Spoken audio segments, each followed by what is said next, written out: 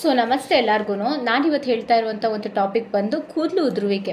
ಓಕೆನಾ. ಸೊ ಇವಾಗ ಮುಂಚೆ ಎಲ್ಲ ಏನಾಗ್ತಾ ಇತ್ತು ಅಂದರೆ ಸರ್ಟೆನ್ ಏಜ್ ಆಗಿದ್ದಾದ್ಮೇಲಿಂದ ಕೂದಲೆಲ್ಲ ಉದುರಕ್ಕೆ ಸ್ಟಾರ್ಟ್ ಆಗ್ತಾ ಇತ್ತು. ಬಟ್ ಇವಾಗಿನ ಜನ್ರೇಷನಲ್ಲಿ ನಾವು ಏನು ನೋಡ್ತಾ ಇದ್ದೀವಿ ಅಂತ ಹೇಳಿದ್ರೆ ಅಟ್ ಎ ಸ್ಮಾಲ್ ಏಜ್, ಸಣ್ಣ ವಯಸ್ಸಲ್ಲೇ ಕೂದಲೆಲ್ಲ ಉದುರಕ್ಕೆಲ್ಲ ಸ್ಟಾರ್ಟ್ ಆಗಿಬಿಡುತ್ತೆ. It may be due to hormonal imbalance ಇರ್ಬೋದು. ಇಲ್ಲ ಅಂತ ಹೇಳಿದ್ರೆ ಸರ್ಟನ್ ಕೈಂಡ್ ಆಫ್ ಇವಾಗ ಒಂದು ಬ್ಲಡ್ ಸರ್ಕ್ಯುಲೇಷನ್ ಆಗಬೇಕು ಆಲ್ ಓವರ್ ಅವರ್ ಬಾಡಿ ಅಂತ ಹೇಳಿದ್ರೆ ನಮ್ಮ ದೇಹದ ಪ್ರತಿಯೊಂದು ಅಂಗಕ್ಕೂ ಕೂಡ ಬ್ಲಡ್ ಸರ್ಕ್ಯುಲೇಷನ್ ಆಗಬೇಕು. ಇನ್ ದ ಸೇಮ್ ವೈಲ್ ನಮ್ಮ ತಲೆ ಭಾಗಕ್ಕೆ ಒಂದು ಹೆಡ್ ರೀಜನ್ ಅಂತ ಏನು ಹೇಳ್ತೀವಿ ಅಲ್ಲಿ ಕೂಡ ಚೆನ್ನಾಗಿ ಬ್ಲಡ್ ಸರ್ಕ್ಯುಲೇಷನ್ ಆಗ್ತಾ ಇದೆ ಅಂತ ಹೇಳಿದ್ರೆ ಸೊ ಅಲ್ಲಿ ನಮಗೆ ಹೇರ್ ಗ್ರೋತ್ ಎಲ್ಲ ಚೆನ್ನಾಗಿರುತ್ತೆ ಅಲ್ವಾ. ಸೊ ಇವಾಗ ಏನಾಗ್ತಾ ಇದೆ ಅಂದರೆ ಮೆಜಾರಿಟಿ ಆಫ್ ದ ಪೀಪಲ್ಲು ಸುಮಾರು ಅವ್ರ ಹಣಗಳನ್ನ ಖರ್ಚು ಮಾಡೋದೇನೆ ಯಾವುದೋ ಕಾಯಿಲೆಗೋಸ್ಕರ ಅಲ್ಲ, ಕೂದಲು ಉದುರುವಿಕೆನ ಕ್ಯೂರ್ ಮಾಡ್ಕೊಳ್ಳೋಕ್ಕೆ ಅಂತಲೇ ಕೆಲವೊಂದು ತುಂಬ ಥರದ ಅಮೌಂಟ್ ಎಲ್ಲನೂ ಖರ್ಚು ಮಾಡ್ತಾ ಇರ್ತಾರೆ. ಸೊ ಎಲ್ಲ ಥರದ ವೈಟಮಿನ್ಸು ಕೂಡ ನಾವು ಡೈಲಿ ಇಂಟೇಕ್ ಮಾಡೋಕ್ಕಾಗಲ್ಲ. ಸೊ ಆವಾಗ ಕೂಡ ಏನಾಗ್ಬಿಡುತ್ತೆ ಕೂದಲಿಗೆ ಒಂದು ಹೇರ್ ಫಾಲಿಕಲ್ಸ್ ಅಂತ ನಾವು ಏನು ಹೇಳ್ತೀವಿ ಅದಕ್ಕೆ ಸ್ಟ್ರೆಂತ್ ಕಡಿಮೆ ಆಗುತ್ತೆ. ಕೂದಲು ಕೂಡ ಹೇರ್ ತಿನ್ ಆಗೋಕ್ಕೆ ಸ್ಟಾರ್ಟ್ ಆಗುತ್ತೆ. ಅದಾಗಿದ್ದಾದ್ಮೇಲಿಂದ ಅದು ಸ್ವಲ್ಪ ಡೆನ್ಸಿಟಿ ಕಡಿಮೆ ಆಗುತ್ತೆ, ವಾಲ್ಯೂಮ್ ಕಡಿಮೆ ಆಗುತ್ತೆ. ಈ ಫ್ರಂಟ್ ಹೇರ್ ಲೈನ್ ಏನಿರುತ್ತೆ ಆ front hair line full bald ಆಗ್ತಾ ಬರುತ್ತೆ, ಫುಲ್ಲು ಹೇರ್ ಫಾಲ್ ಆಗಿಬಿಟ್ಟಿರುತ್ತೆ. ಇನ್ನು ಕೆಲವ್ರಿಗೆ ಏನಾಗುತ್ತೆ ತಲೆನ ಈ ಥರ ಸುಮ್ಮನೆ ಹಿಂಗೆ ಅಂದ್ಕೊಂಡ್ರೆ ಸಾಕು ಕೈ ತುಂಬ ಕೂದಲು ಉದುರುತ್ತಾ ಬರುತ್ತೆ. ಸೊ ಕೆಲವ್ರಿಗೆ ಏನಾಗುತ್ತೆ ಅಂತ ಹೇಳಿದ್ರೆ ಫಾರ್ ಎಕ್ಸಾಂಪಲ್ ಇವಾಗ ಏಜ್ ಆಗ್ತಾ 40 ಇಯರ್ಸು 50 ಇಯರ್ಸು 60 ಇಯರ್ಸ್ ಆಗ್ತಾ ಸೊ ಹೇರ್ ಫಾಲ್ ಏನಾದ್ರು ಆಗ್ತಾ ಇದೆ ಅಂತ ಹೇಳಿದ್ರೆ it is due to age concern ಅಲ್ವಾ. ಸೊ ಏಜ್ ಜಾಸ್ತಿ ಆಗ್ತಾ ಹೇರ್ ಫಾಲ್ ಆಗ್ತಾ ಇರುತ್ತೆ. ಇನ್ನೊಂದೇನು ಅಂತ ಹೇಳಿದ್ರೆ ಇವಾಗ ಚಿಕ್ಕ ಏಜಲ್ಲೇ ಕಾಣಿಸ್ತಾ ಬರುತ್ತೆ ಹೇರ್ ಫಾಲ್ ಎಲ್ಲ. ಫಾರ್ ಎಕ್ಸಾಂಪಲ್ ಇವಾಗ 25 ಇಯರ್ಸು 30 ಇಯರ್ಸು ಈ ಥರ ಏನಾದ್ರು ಇತ್ತು ಅಂತ ಹೇಳಿದ್ರೆ ಅದು ನ್ಯೂಟ್ರಿಷನ್ ಡಿಫಿಷಿಯನ್ಸಿ ಆಗಿರುತ್ತೆ. ಬಟ್ ನಾವು ಮೆಜಾರಿಟಿ ಹೇರ್ ಫಾಲ್ನ ನೋಡೋದು ಗಂಡು ಮಕ್ಕಳಲ್ಲಿ ಹೆಣ್ಮಕ್ಳಿಗೆ ಕಂಪೇರ್ ಮಾಡಿದ್ರೆ, ಬಿಕಾಸ್ ಅವ್ರಿಗೆ ಹಾರ್ಮೋನಲ್ ಒಂದು ಸೆಕ್ರೀಷನ್ ಪ್ರೊಜೆಸ್ಟಿರೋನ್ ಆಗಿರ್ಬೋದು, ಆಕ್ಸಿಟೋಸಿನ್ ಆಗಿರ್ಬೋದು ಎಲ್ಲ ಜಾಸ್ತಿ ಇರೋ ಕಾರಣ ಹೆಣ್ಮಕ್ಳಲ್ಲಿ ನಾವು ನೋಡೋದೆಲ್ಲನೂ ಕಡಿಮೆನೆ. ಬಟ್ ಅವ್ರಿಗೆ ಯಾವಾಗ ಅಂತ ಹೇಳಿದ್ರೆ ಈ ಪ್ರೆಗ್ನೆನ್ಸಿ ಟೈಮಲ್ಲಿ ಆಗಿರ್ಬೋದು, ಇಲ್ಲಾಂದರೆ ಚೈಲ್ಡ್ ಬರ್ತ್ ಆಗಿರುವಂಥ ಟೈಮಲ್ಲಿ ಹೆಣ್ಮಕ್ಳಲ್ಲಿ ಕೂಡ ನೋಡ್ತಾ ಹೋಗ್ತೀವಿ ನಾವು. ಆ್ಯಂಡ್ ಆಲ್ಸೋ ಇವಾಗ ಕೊಲಾಜನ್ ಏನಾದ್ರು ನಮ್ಮ ಬಾಡಿಯಲ್ಲಿ ಕಡಿಮೆ ಆಗ್ತಾ ಇದೆ ಅಂತ ಹೇಳಿದ್ರೆ ಏಜಲ್ಲಿ ನಿಮ್ಗೇನಾಗ್ಬಿಡುತ್ತೆ ಸ್ಕಿನ್ನಲ್ಲೆಲ್ಲ ರಿಂಕಲ್ಸ್ ಎಲ್ಲ ಸ್ಟಾರ್ಟ್ ಆಗ್ತಾ ಬರುತ್ತೆ. ಇಲ್ಲೆಲ್ಲ ಸುಕ್ಕು ಚರ್ಮ ಸುಕ್ಕುಗಟ್ಟಕ್ಕೆಲ್ಲ ಸ್ಟಾರ್ಟ್ ಆಗುತ್ತೆ. ಅಲಾಂಗ್ ವಿತ್ ಹೇರ್ ಫಾಲ್ಸ್ ಎಲ್ಲ ಸ್ಟಾರ್ಟ್ ಆಗ್ತಾ ಬಂದ್ಬಿಡುತ್ತೆ. ಸೊ ಅದಕ್ಕೆ ನಾವೇನು ಮಾಡಬೇಕು, ಕೊಲಾಜನ್ನು ರಿಚ್ ಇರುವಂಥ ಫುಡ್ಸ್ನ ತಿನ್ನಬೇಕಾಗತ್ತೆ. ಸೊ ಡೈಲಿ ನಾವು ಇಂಟೇಕ್ ಮಾಡ್ತಾ ಬಂದರೆ ಹೇರ್ ಫಾಲ್ಸ್ ಎಲ್ಲ ಕಡಿಮೆ ಆಗ್ತಾ ಬರುತ್ತೆ. ಆ್ಯಂಡ್ ಅಲಾಂಗ್ ವಿತ್ ಏನು ಅಂತ ಹೇಳಿದ್ರೆ ನ್ಯೂಟ್ರಿಯೆಂಟ್ ರಿಚ್ ಇರುವಂಥ ಫುಡ್ಸ್ನ ನಾವು ಇನ್ಕ್ಲೂಡ್ ಮಾಡ್ಕೊಂಡ್ರೆ ನಮ್ಮ ಡಯಟಲ್ಲಿ ಸೊ ಈ ರೀತಿ ಪ್ರಾಬ್ಲಮ್ಸ್ ಎಲ್ಲ ಕಡಿಮೆ ಆಗ್ತಾ ಬಂದ್ಬಿಡುತ್ತೆ. ಸೊ ಈಗ ನಾನು ನಿಮಗೆ ಕೆಲವೊಂದು ನ್ಯೂಟ್ರಿಯೆಂಟ್ಸ್ ಹೇಳ್ತಾ ಹೋಗ್ತೀನಿ. 5 ನ್ಯೂಟ್ರಿಯೆಂಟ್ಸ್ ನಾನು ನಿಮ್ಗೆ ಹೇಳ್ತೀನಿ. ಸೊ ಅದರಲ್ಲಿ ನಿಮಗೆ ನೀವೆಲ್ಲ ಯೂಸ್ ಮಾಡೋದಲ್ಲ. ಸೊ ಏನು ಅಂದರೆ ನಿಮಗೆ ಯಾವುದು ಅದರಲ್ಲಿ ಕೊರತೆ ಇದೆ ಅನ್ನೋದನ್ನ ನೋಡಿಕೊಂಡು ನೀವು ಯೂಸ್ ಮಾಡೋಕ್ಕೆ ಸ್ಟಾರ್ಟ್ ಮಾಡಿದ್ರೆ ವಿತಿನ್ ದ ಡ್ರಾಸ್ಟಿಕ್ ಆಫ್ 1 ಮಂತಲ್ಲೇ ನಿಮಗೆ ಹೇರ್ ಗ್ರೋತ್ ಎಲ್ಲ ಸ್ಟಾರ್ಟ್ ಆಗ್ತಾ ಬರುತ್ತೆ ಆ್ಯಂಡ್ ಹೇರ್ ಫಾಲ್ ಎಲ್ಲ ಕಡಿಮೆ ಆಗ್ತಾ ಬರುತ್ತೆ. ಓಕೆನಾ. ಸೊ ಮೊದಲನೇದು ಮೇನ್ ಥಿಂಗ್ ಬಂದು ಐರನ್. ಓಕೆನಾ. ಸೊ ಈ ಐರನ್ನು ನಮ್ಮ ಬಾಡಿಯಲ್ಲಿ ಏನಾದ್ರು ಕೊರತೆ ಇತ್ತು ಅಂತ ಹೇಳಿದ್ರೆ ಸೊ ನಮಗೆ ಹಿಮೋಗ್ಲೋಬಿನ್ ಚೆನ್ನಾಗಿ ಸೆಕ್ರಿಷನ್ ಆಗಲ್ಲ. ಹಿಮೋಗ್ಲೋಬಿನ್ ಇಲ್ಲ ಅಂತ ಅಂದರೆ ಏನಾಗ್ಬಿಡುತ್ತೆ ಅಂತ ಹೇಳಿದ್ರೆ ನಮ್ಮ ಹೇರ್ ಫಾಲಿಕಲ್ಗೆ ಸೊ ಒಂದು ಆಕ್ಸಿಜನ್ ಆಗಿರ್ಬೋದು ಎಲ್ಲ ತೊಗೊಂಡು ಹೋಗಿ ರೀಚ್ ಮಾಡ್ಕೊಡೋ ಅಂಥದ್ದೇ ಹಿಮೋಗ್ಲೋಬಿನ್. ಸೊ ಬ್ಲಡ್ ಸರ್ಕ್ಯುಲೇಷನ್ ಕರೆಕ್ಟಾಗಿ ಆಗ್ತಾ ಇಲ್ಲ ಅಂತ ಹೇಳಿದ್ರೆ ಸೊ ಇದು ಐರನ್ ಡಿಫಿಷಿಯನ್ಸಿ ಇತ್ತು ಅಂತ ಹೇಳಿದ್ರೆ ಹೇರ್ ಫಾಲ್ ಎಲ್ಲ ಸ್ಟಾರ್ಟ್ ಆಗ್ತಾ ಬರುತ್ತೆ. ಸೊ ಇವಾಗ ಮೆಜಾರಿಟಿ ನನ್ನ ಹತ್ರ ಪೇಷಂಟ್ಸ್ಗಳು ಬರ್ತೀರಾ. ಸೊ ಏನು ಅಂತ ಹೇಳಿದ್ರೆ ಇವಾಗ ಸ್ನಾನ ಮಾಡಿ ಜಸ್ಟ್ ನೀವು ಸುಮ್ಮನೆ ಹಿಂಗೆ ತಲೆ ಹೊರಿಸಿದ ತಕ್ಷಣವೇ ಸೊ ಬಂಚ್ ಆಫ್ ಹೇರ್ಸ್ ಎಲ್ಲ ನಿಮ್ಮ ಕೈಯಲ್ಲಿ ಬರ್ತಾ ಇರುತ್ತೆ. ಸೊ ಆವಾಗ ನಮಗೆ ಸೀರಮ್ ಫೆರ್ಟಿಲಿಟಿ ಲೆವೆಲ್ನ ಚೆಕ್ ಮಾಡ್ತೀವಿ ನಾವು. ಸೊ ಅದರಲ್ಲಿ ನಿಮ್ಗೆ ಏನಾದ್ರು ಲೆಸ್ ದ್ಯಾನ್ 4 ಏನಾದ್ರು ಬಂತು ಅಂತ ಹೇಳಿದ್ರೆ that is called iron deficiency ಅಂತ ಹೇಳ್ತೀವಿ. ಯಾಕಂದರೆ ಇವಾಗ ನೋಡಿ ಸೊ ಅದು ನಿಮಗೆ ಲೆಸ್ ದ್ಯಾನ್ 4 ಇದೆ ಅಂತ ಹೇಳಿದ್ರೆ ಬಾಡಿಯಲ್ಲಿರುವಂಥ ಒಂದು ಬ್ಲಡ್ಡು ನಿಮ್ಮ ಹೇರ್ಗೆ ಸಪ್ಲೈ ಆಗ್ತಾ ಇರಲ್ಲ. ಸೊ ಅವಾಗ ಏನಾಗುತ್ತೆ ಹೇರ್ ಥಿನ್ನಿಂಗ್ ಆಗುತ್ತೆ. ಅದಾಗಿದ್ದಾದ್ಮೇಲಿಂದ ಹೇರ್ ಏನಾಗುತ್ತೆ ಫಾಲ್ ಔಟ್ ಆಗಿಬಿಡುತ್ತೆ. ಅದಕ್ಕೆ ಫಾಲಿಕಲಲ್ಲಿ ಕೂತ್ಕೊಳ್ಳೋಕೆ ಜಾಗನೇ ಇರಲ್ಲ ಹೇರ್ಸಲ್ಲಿ. ಸೊ ಫಾಲಿಕಲ್ಸ್ ಎಲ್ಲ ಚಿಕ್ಕದಾಗ್ತಾ ಬಂದಾಗ ಸೊ ಅದು ನಿಮಗೆ ಹೇರ್ ಫಾಲ್ ಔಟ್ ಆಗಿಬಿಡುತ್ತೆ. ಸೊ ಇದು ಮೇನ್ ರೀಸನ್ ಆಗಿರುತ್ತೆ. ಸೊ ಅವಾಗ ಏನಾಗುತ್ತೆ ನೀವು ಇನ್ನೂ ಟೆನ್ಷನ್ ಮಾಡ್ಕೊಂಬಿಟ್ಟು ಇನ್ನೊಂದಷ್ಟು ಹೇರ್ ಫಾಲ್ಸ್ ಎಲ್ಲ ಸ್ಟಾರ್ಟ್ ಆಗ್ತಾ ಬರುತ್ತೆ. ಸೊ ಅದಕ್ಕೆ ನೀವೇನು ಮಾಡಬೇಕು ಅಂತ ಹೇಳಿದ್ರೆ ಮನೇಲಿ ನೀವು ಐರನ್ ರಿಚ್ ಆಗಿರುವಂಥದ್ದು ಏನು ಅಂತ ಹೇಳಿದ್ರೆ ಬದನೆಕಾಯಿ ತಿನ್ಬೋದು. ಓಕೆನಾ. ಸೊ ನಿಮಗೆ ಐರನ್ ಕಂಟೆಂಟು ತುಂಬ ಜಾಸ್ತಿ ಇರುತ್ತೆ. ಮತ್ತು ನುಗ್ಗೆ ಸೊಪ್ಪಲ್ಲಿ ಪಲ್ಯ ಮಾಡ್ಕೊಳ್ಳಿ, ಇಲ್ಲ ಸಾಂಬಾರು ಮಾಡ್ಕೊಳ್ಳಿ. It is also very good. ಅದರಲ್ಲಿ ಕೂಡ ಐರನ್ ಎಲ್ಲ ತುಂಬ ಜಾಸ್ತಿ ಇರುತ್ತೆ. ಮತ್ತು ಅದಾದಮೇಲೆ ಎಳ್ಳಲ್ಲಿ ಕೂಡ ಹೈ ಫೈಬರ್ ಜೊತೆಗೆ ನಿಮಗೆ ಹೈ ಐರನ್ ಅಂಶ ಇರುತ್ತೆ. ಸೊ ಅದು ಕೂಡ ತುಂಬ ಒಳ್ಳೆಯದು ನಿಮಗೆ. ಮತ್ತು ಸೊಪ್ಪುಗಳನ್ನ ಚೆನ್ನಾಗಿ ಯೂಸ್ ಮಾಡಿ. ಎಲ್ಲ ಥರದ ಸೊಪ್ಪುಗಳಲ್ಲೂ ಐರನ್ ಅಂಶ ಜಾಸ್ತಿ ಇರುತ್ತೆ. ಅದಾದಮೇಲೆ ಬೆಲ್ಲ ಯೂಸ್ ಮಾಡಿ. ಬೆಲ್ಲ ತುಂಬ ಒಳ್ಳೆಯದು ಐರನ್ ಸೆಕ್ರಿಷನಿಗೆ ನಿಮ್ಮ ಬಾಡಿಯಲ್ಲಿ. ಮೀಟ್ ಪ್ರಾಡಕ್ಟ್ಸು ಅದರಲ್ಲಿ ಕೂಡ ನಿಮಗೆ ಐರನಿಗೆ ಬೇಕಾಗಿರುವಂಥ ಕೆಲವೊಂದು ಮಾಲಿಕ್ಯೂಲ್ಸ್ ಎಲ್ಲನೂ ಬಿಡುಗಡೆ ಆಗೋ ಕಾರಣ ಸೊ ನಿಮಗೆ ಬ್ಲಡ್ ಎಲ್ಲ ಚೆನ್ನಾಗಿ ಸೆಕ್ರಿಷನ್ ಆಗೋಕ್ಕೆ ಹೆಲ್ಪ್ ಮಾಡಿಕೊಡುತ್ತೆ.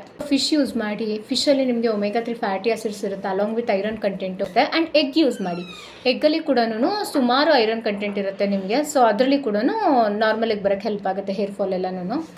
ಸೊ ಎರಡನೇ ಮೇನ್ ನ್ಯೂಟ್ರಿಯೆಂಟ್ ಬಂದು ಮೆಗ್ನೀಷಿಯಮ್ಮು. ಸೊ ನಿಮ್ಗೆಲ್ಲರಿಗೂ ಗೊತ್ತಿರುತ್ತೆ ನಮ್ಮ ಬಾಡಿ ಫಂಕ್ಷನಿಂಗ್ ಲೆವೆಲೆಲ್ಲ ಕರೆಕ್ಟ್ ಆಗಬೇಕು. ಆ್ಯಂಡ್ ಆಲ್ಸೋ ನಮಗೇನು ಅಂತ ಹೇಳಿದ್ರೆ ಒಂದು ಬ್ಲಡ್ ಸರ್ಕ್ಯುಲೇಷನ್ಸ್ಗಾಗಿರ್ಬೋದು ಇಲ್ಲ ನಮ್ಮದು ಬಾಡಿಯಲ್ಲಿರುವಂಥ ಒಂದು ಬೋನ್ಸ್ ಎಲ್ಲ ಸ್ಟ್ರಾಂಗ್ ಆಗಬೇಕು ಅಂದರೆ magnesium place a very important role ಅಲ್ವಾ.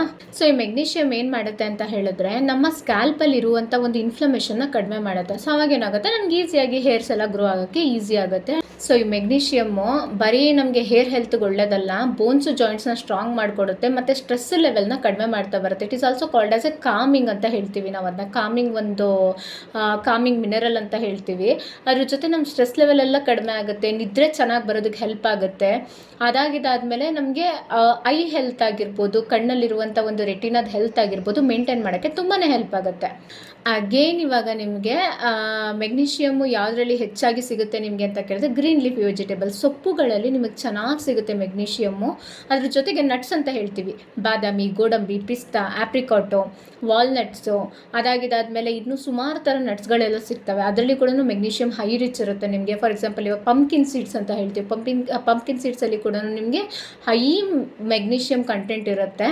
ಚಿಯಾ ಸೀಡ್ಸ್ ಆಗಿರ್ಬೋದು, ಸನ್ಫ್ಲವರ್ ಸೀಡ್ಸ್ ಆಗಿರ್ಬೋದು, ಅದಾಗಿದ್ದಾದ್ಮೇಲೆ ಫ್ಲಾಕ್ಸ್ ಸೀಡ್ಸ್ ಅಂತ ಹೇಳ್ತೀವಿ, ಅಕ್ಸೆ ಬೀಜ, ಇದರಲ್ಲಿ ಕೂಡ ಹೈ ಮೆಗ್ನೀಷಿಯಮ್ ಇರುತ್ತೆ ನಿಮಗೆ. ಸೊ ಮೂರನೇದು ಬಂದು ಸಿಲಿಕಾ ಅಂತ ಹೇಳ್ತೀವಿ. ಸಿಲಿಕಾ ಅಂತ ಹೇಳಿದ್ರೆ collagen.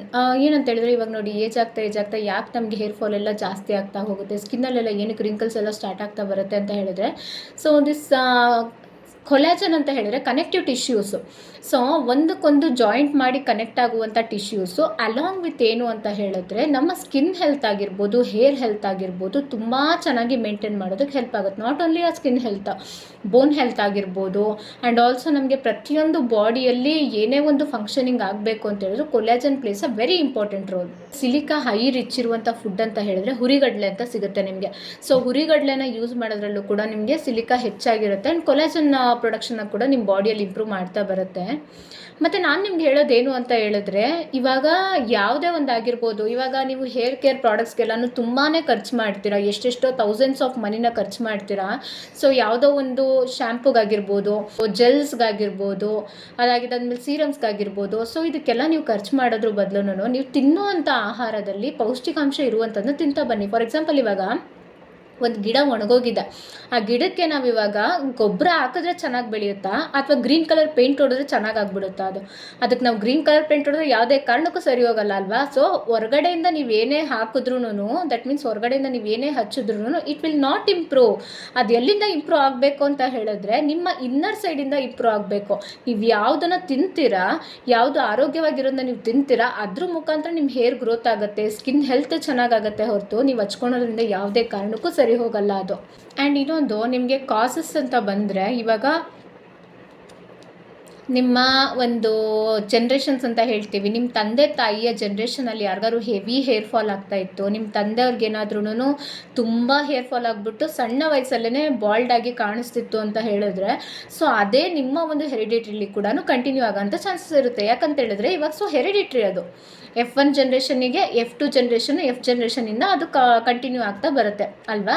In the same while ಏನು ಅಂತ ಹೇಳಿದ್ರೆ ಇದನ್ನು ಕೂಡ ನೀವು ಸ್ಟಾರ್ಟಿಂಗಲ್ಲೇ ಪ್ರಿವೆಂಟ್ ಮಾಡ್ಕೊಂಡ್ಬಿಟ್ರೆ ಅದನ್ನ ತಡೆಗಟ್ಬೋದು. ಸ್ಟಾರ್ಟಿಂಗಿಂದನೇ ನೀವು ಚೆನ್ನಾಗಿ ಮೇಂಟೈನ್ ಮಾಡ್ಕೊತ ಬಂದು ಎಲ್ಲ ಪ್ರೋಟೀನ್ ಇರುವಂಥದ್ದು, ಒಂದು ಸಿಲಿಕಾ ಜಾಸ್ತಿ ಇರುವಂಥ ಫುಡ್ಸು ಮತ್ತು ಇವನ್ನೆಲ್ಲ ತಿಂತಾ ಬಂದರೆ ಆಟೋಮೆಟಿಕ್ಕು ನೀವು ಹೇರ್ ಫಾಲ್ನ ಪ್ರಿವೆಂಟ್ ಮಾಡ್ಬೋದು.